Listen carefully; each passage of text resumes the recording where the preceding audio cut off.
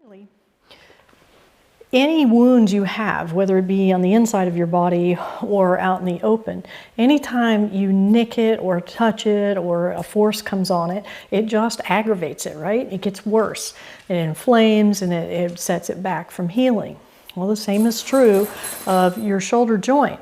So every time you reach for something, ouch, and you hurt, then you have just nicked that wound, so to speak, and you're starting that cycle of inflammation again. So it's really important that throughout your day, you try not to aggravate it. And the time that we aggravate it the most is when we're donning and doffing our clothes, especially, of course, our upper body clothes. So I'm going to teach you how to do that, how to modify putting on and taking off a blouse or a shirt or a jacket, for example.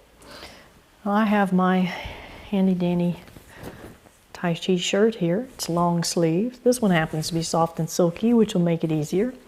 What you want to do is dress the injured arm first.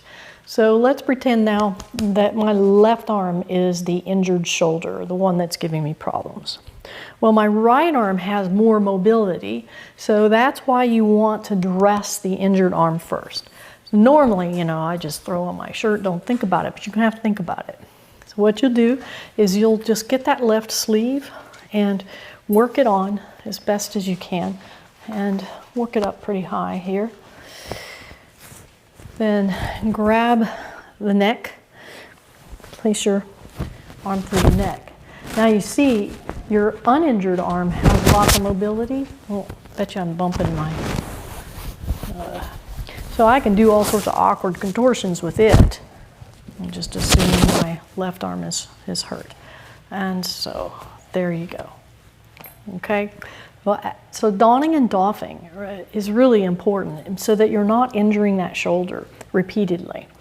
Always dress the injured arm first and then put the non-affected arm on last. Now I hope I can do this without bumping that microphone around. To take it off, I reach behind and I just pull over like so. And get static electricity in my hair. Yeah. Again, it's not my normal procedure for dressing, nor would it be yours, but if your shoulder is injured, you don't want to injure it with the simple task of dressing. Process. So I think putting on jackets is like the worst. That and grabbing a wallet. Also, reaching behind in the car, big no-no. Don't reach back behind a seat in the car with your affected arm. Again, so now you know, there's my jacket. I want to put it on. It's cold outside. So which arm am I going to dress first? Yeah, that's right, the affected arm. Another little comment is big bulky watches like this are the pits for putting on a jacket when you have an injured shoulder. So take it off. And we're going to dress the affected arm first, or the injured arm first. I'm going to slide it up. This one's a little more straightforward. Now you see my non-affected arm, it can reach behind. If I tried to do this the other way around, it would be bad. And voila, I'm all put together and I haven't injured my shoulder. So that's just a little tutorial on shoulder pain. The different kinds of pain that you might have and what they mean, where the shoulder pain presents itself, and most importantly, how to ameliorate that pain throughout the day with those pendulum exercises. Please be moderate with them. Don't go swinging your arm around. Use gravity and very small movements. And then at night, you want to position your shoulder in an open joint position to provide blood flow and to reduce pain.